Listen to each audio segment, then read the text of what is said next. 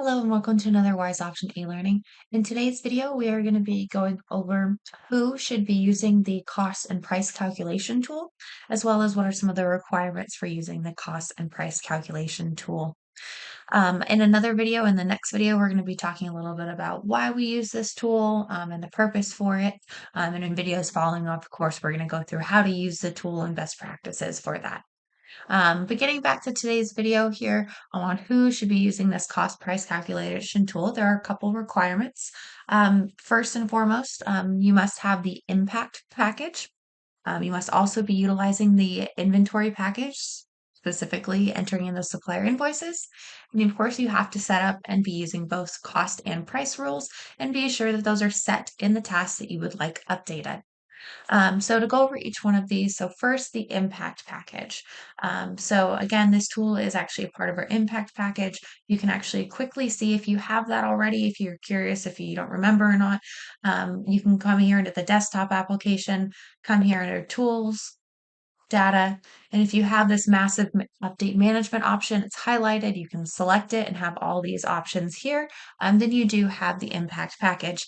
If you do not have this available and you have questions about this, please be sure and reach out to your support person and they can assist you with this. Second thing is that you must have and be utilizing the inventory package. Again, if you're in the desktop application, you can come here to the top, inventory, and come here to and make sure that it's highlighted here and that you can access all these points. And you must also be specifically entering in those supplier invoices. Part of this cost price calculation tool is using these supplier invoices, this data set that Wise Option has been collecting while you've been entering in the supplier invoices for instance, your average cost, your latest cost, the highest cost for an item, etc. So if you don't have this or you're not utilizing this, then this cost price calculation tool will not be helpful for you. Finally, last but not least, you must be utilizing those cost and price rules, have those set, addition to actually have them set up in the task files. So to check that, you can go up here to tasks, task file, and I'm going to use one of my examples here of Equine. And when taking a look at this, I can see I have both a cost and a price rule set for this task. I actually have multiple cost and price rules. I have one that's actually selected here.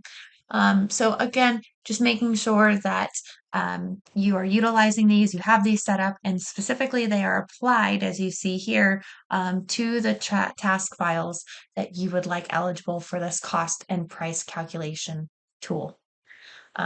As always, we do have some e-learnings about costs and price rules. If you don't have these set up yet, you have more questions about them, you can reference those e-learnings and of course reach out to us if those don't answer your questions and you're confused in any aspect of those or you have questions about how it will relate to this tool. So again, just to recap, three really main things to keep in mind, and for those that this cost price calculation tool will be helpful for, the impact package, you must have that activated. You must be utilizing the inventory packages, specifically entering in those supplier invoices, and then you must be utilizing those cost and price rules and you must have them set up in the task files that you would like eligible for this cost and price calculation tool. In the next video, again, we're going to be going over why we use this tool. And again, in later videos, we're going to be going over, of course, how to use the tool itself. As always, if you have any questions, let us know. Thanks so much.